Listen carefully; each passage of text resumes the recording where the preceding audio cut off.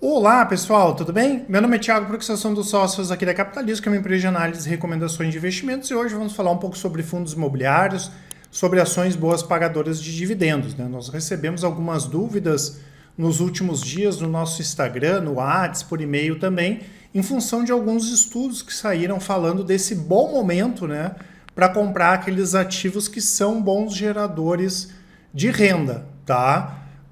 E os principais, né, fundos imobiliários, essas ações aí que têm essa característica de pagamento de proventos. Já deixo claro o convite para quem não é inscrito se inscrever no canal e para quem gostar do vídeo dar um like e compartilhar. E não esqueçam de colocar aqui nos comentários quais as ações dos fundos imobiliários que vocês queiram aí que nós comentemos nas próximas semanas, tá? Esse aqui é um dos estudos legais que mostra essa questão do bom momento quando a gente fala de yields, tanto de ações quanto fundos imobiliários. Lembrando que o yield é o retorno que a gente tem em proventos em relação ao preço, né, de mercado. Normalmente esse yield é calculado nos últimos 12 meses, mas claro, cada pessoa tem o seu yield, né, que é o que a gente chama de yield on cost, né, que é o quanto eu recebo de proventos em relação ao preço que eu paguei os ativos, tá? E o que acontece, né, pessoal? Nós tivemos uma pior em termos de preço de ativos, os fundos imobiliários não subiram praticamente aí nos últimos 2 anos, né, final de 2019 para cá, e uma pior também de preços no mercado de ações, mas as empresas melhorando, né? Então, com isso, nós tivemos esses yields aqui mais elevados. E desde 2012, né, mostra esse estudo aqui da Economática, mas eu não lembro de cabeça, até eu perguntei para o pessoal da análise, a gente não lembra um momento que ações e fundos imobiliários estivessem juntos com yields tão elevados, né? No caso aqui o IFIX em torno de 9,93, que é o Ibovespa dos fundos imobiliários, e o Ibovespa 9,58. Claro que a gente tem algumas questões aqui pontuais para comentar, né? A gente viu o Vale divulgar bons resultados, Petrobras também, as empresas que fazem parte do Ibovespa, né? Mesmo, claro, isso aqui sendo ponderado, acaba puxando, tá? Mas não são todas as empresas, nem todos os fundos imobiliários que vão conseguir manter esses pagamentos aí nos próximos trimestres, né? Até porque a gente teve, quando olha aqui, por exemplo, a parte das ações, né, a mínima aqui do yield que foi em 2021, em função da crise de 2020. Muita empresa represou o pagamento de dividendos e acabou pagando o ano passado, acabou pagando agora também, né? E isso vai continuar acontecendo, tá? Tem muita empresa que, em função da crise, segurou um pouco ali a questão do pagamento de proventos, né? Já os fundos imobiliários, eles têm essa obrigatoriedade de pagar até 95%, né, dos rendimentos de forma semestral, e a maioria deles acaba aqui pagando de forma mensal, né? Ele acaba sendo esse bom gerador aí de renda, tá? Então, nós temos esse ponto, não são todas as ações, todos os FIIs que vão manter essa entrega de rentabilidade em termos de lucro, vamos dizer assim, né, alta, mas tem muita empresa e muito fundo imobiliário que vai continuar assim, né? E tem a expectativa até de melhorar. A gente pega, por exemplo, setores que são beneficiados com taxa de juros mais alta, setor bancário, setor de seguros, o yield vai melhorar. A gente pega o lucro da empresa vai melhorar, né? Então a distribuição vai aumentar também. Setor de shopping centers, por exemplo, ainda está recuperando, né? Então existe essa expectativa da gente ter essa recuperação também nos yields dos fundos imobiliários, né? Claro que, como nós tivemos um aumento dos juros, aqueles fundos de papel, né, que tem CRI na carteira, por exemplo, eles acabaram subindo bem, aumentou bastante esse retorno em função do aumento da inflação, aumento dos juros, porque a maioria desses títulos são atrelados à inflação e alguns atrelados a juros, né?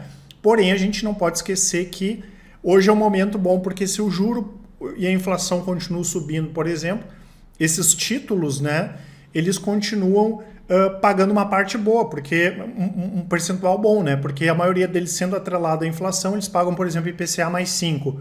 Se a inflação subir e o juro subir, a taxa desses títulos vai acabar subindo também, né? Mesmo que a gente tenha uma marcação a mercado para baixo desses títulos. Por outro lado, se a taxa de juro futuro cair, que é a nossa expectativa, e ninguém está dizendo que a inflação vai baixar, mas que aparentemente ela deve parar de piorar, pelo menos esse é o cenário que a gente coloca hoje, né, e o juro futuro estabilizar ou dar uma baixadinha, a tendência é que esses títulos, por exemplo, de renda fixa que estão dentro dos fundos imobiliários se valorizem. Então, mesmo que a gente perca um pouco no rendimento, a gente pode ganhar com a valorização da cota. O momento é atrativo para isso, né? E claro, imóveis eles são a proteção contra a inflação, existe essa correlação de longo prazo, os próprios aluguéis, né, da maior parte dos fundos imobiliários são atrelados à inflação, né? E além disso, a gente tem lá fora os REITs, né, que são os primos americanos dos fundos imobiliários, bastante baratos também, inclusive a gente tem algumas recomendações desses REITs. Então, no caso dos fundos imobiliários é isso, né? O momento é muito bom, é bem diferente ali do que nós tivemos em 2013, 2014, quando a gente olha lajes corporativas, os galpões logísticos que vão continuar crescendo em função de e-commerce, por exemplo, né, eles não estão com uma vacância elevada, né? A gente olha o mercado de São Paulo ali, ele continua bem aquecido, né? Como a economia piorou um pouco, a gente tem aquilo que a gente chama de flight to quality, né? Algumas empresas que, por exemplo, estavam em lugares mais afastados, ela estava lá em Alphaville, enfim, acaba indo para Faria Lima e para outros lugares, né? Isso acaba sendo positivo e é o que a gente fala, né? Quando fala de fundos imobiliários, a gente tem que ver a localização dos imóveis quando não são, claro, fundos aí de papéis. E como eu comentei, os fundos de shopping ainda estão bastante baratos, tá? E na parte das ações, a mesma coisa, né? A gente tem boa parte das boas pagadoras de dividendo tem a sua receita atrelada à inflação, né, como é o caso aí das empresas elétricas, de energia elétrica. Claro que se a gente tivesse algum tipo de intervenção estatal, aí seria ruim, mas fora isso, a gente não trabalha com esse cenário, né? Isso acabou ajudando o resultado das empresas, né? E mesmo que o juro tendo subido, aumentou um pouco o endividamento dessas empresas, se o juro cair, acontece ao contrário, né? Diminui o endividamento das empresas e ainda assim elas vão continuar vendendo bem, né? Porque o mercado, o setor elétrico, por exemplo, deu uma puxada boa, né? O consumo ele voltou a acelerar depois do problema aí que a gente teve em 2020 e temos também essa questão do mercado financeiro, das empresas financeiras, bancos e também das seguradoras que se beneficiam com a taxa de juros mais alta, né? Então, o juro mais alto, a seguradora, por exemplo, pega o valor do prêmio, coloca no mercado financeiro, principalmente nesses títulos atrelados ao CDI ou à Selic, e ela tem um ganho financeiro maior. Só que o juro subiu agora ainda não impactou na venda dos produtos. Então a gente tem um ganha-ganha, né? A venda do produto continua forte, dos seguros, por exemplo, ainda tem esse ganho financeiro, tá? Então a gente não acha que está no topo isso aqui, pelo contrário, mas claro que não são todas as empresas aqui que vão manter, né, esses pagamentos. A gente tem empresas na lista aí que não são eventuais, não são boas pagadoras de dividendo de forma frequente, né, como por exemplo o setor de proteínas, né? A gente viu o JBS pagar bons dividendos, Minerva, Marfrig, mas são empresas que dificilmente vão sustentar. A Gerdau vai pagar dividendo pra caramba aí nesse ano e no ano que vem possivelmente, mas a Gerdau não vai conseguir aumentar o preço 70%, 80% o preço do aço que ela fez aí nos últimos trimestres, né? Então a gente tem que filtrar sim, mas tem bastante coisa interessante nesse momento, né? Eu pego até como exemplo aqui, ó, as nossas carteiras de fundos imobiliários.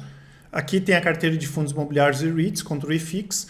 A gente percebe aquilo que eu falei para vocês, ó, a carteira chegou a bater esse ano a mesma cotação que ela estava lá em 2019, porque a gente não teve os fundos imobiliários subindo bem, né? A carteira até está bem acima do IFIX, até em função dessa participação que a gente tem dos REITs aqui na carteira, né? Agora a gente olha o yield e já vê uma recuperação aqui franca do yield. Já 2020 foi fraco para a gente, 2021 8,2, 2022 5,98 e a média anual aqui 10,20. Então a gente está pouco mais da metade do ano aqui, vai aumentar bastante. Ainda não tem o fechamento agora do mês de junho, que ainda não acabou, mas possivelmente vai ter um retorno melhor do que o ano passado aqui no yield, né? E como eu mostrei aqui, a carteira, né, tem um desempenho muito bom no longo prazo em relação ao IFIX. A mesma coisa a nossa carteira de dividendos, que é uma carteira mais sólida, é uma carteira que tem uma estabilidade boa, né? Ela tem uma variação menor do que outras carteiras que a gente tem, né, tanto para cima quanto para baixo, mas ela é mais segura porque as empresas que estão na carteira são focadas em geração de caixa, né? Claro que a gente tem outros ativos que vão pagar ainda bons dividendos, enfim, mas a maioria deles já paga bons dividendos. O desempenho da carteira também mais de 200% contra 54% do Ibovespa desde julho de 2017 e bem acima do IDIV também, né? E a gente pega aqui o retorno com proventos, né, o yield, também a média aqui 9,04, a média histórica. Esse ano a gente já está em 6%, sofremos bastante em 2020. 2021, o início do ano foi ruim, depois começou uma boa recuperação. E esse ano a gente espera, né, que seja o melhor ano em pagamento de proventos, tanto dos fundos imobiliários quanto das ações, né, em função dos bons resultados das empresas aqui que estão na carteira. E olhando a composição da carteira, a gente não tem preocupação com eleições, nada disso, né? Pelo contrário, alguns ativos, inclusive, são atrelados ao dólar, é isso, o dólar subir por causa de eleições, enfim, a gente pode ganhar ainda mais dinheiro, tá? Mas o momento, como eu falei, é excepcional. Eu vou deixar, inclusive, para vocês, tá, pessoal? Para quem quiser aproveitar aqui a promoção, o cupom ARREALCAP, as informações estão aqui na descrição, para quem quiser assinar os nossos produtos com desconto. E esse relatório aqui de performance, né, que tem o resultado das nossas outras estratégias, tem as estratégias de médio, curto prazo, renda fixa, carteiras diversificadas, vai estar tudo aqui na descrição, tá? E além disso, saiu um estudo bem interessante aqui, que foi a XP que fez, né, onde eles fizeram um estudo desde 2018, pegando o yield do IFIX, né, que hoje está na casa de 11, 12%, né, tá? 12,42%, tá? Que é o maior também, né? Em função disso que eu comentei.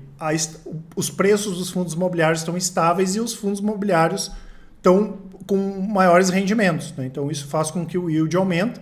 E aqui é bem interessante que eles colocaram, né, o dividend yield contra o NTNB, né, que é um dos títulos aí do Tesouro, né, que é um bom título aqui para comparação, né, e mostra esse yield aqui de 12,42 em relação a 5,41 desde janeiro aqui de 2018. Abriu bem essa diferença, né? Inclusive a gente tinha comentado já que o yield hoje dos fundos imobiliários na média está maior do que os fundos dos imóveis, né? A gente prefere comparar mais fundo imobiliário com imóvel do que renda fixa, como é o caso aqui do Tesouro Direto, mas existe essa correlação com a inflação, né, em função até dessa questão que eu comentei dos aluguéis que são corrigidos pela inflação. Então, de uma forma geral, tá, pessoal, o momento é bastante positivo. Claro que a gente aqui está muito mais focado no longo prazo do que no curto prazo, né?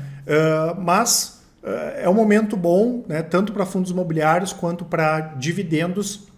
E a gente olha, né, hoje os fundos imobiliários e as empresas muito mais bem preparadas do que em outros momentos de crise, né, o que acaba sendo bastante positivo, tá certo? Não esqueçam de acessar ali o relatório de performance, né? Eu acho que a Capitaliza, eu acho que é a única empresa aí que divulga os resultados, deixa tudo aberto. Acho que é importante que o investidor entenda isso. Dando ganho, dando perda, a gente tem que ser transparente com todo mundo. E vai estar aqui também nos na descrição, né, o nosso contato do WhatsApp, do Telegram, por e-mail, qualquer dúvida aí que vocês tiverem, nós estamos à disposição. Grande abraço e ótimos investimentos. Até mais!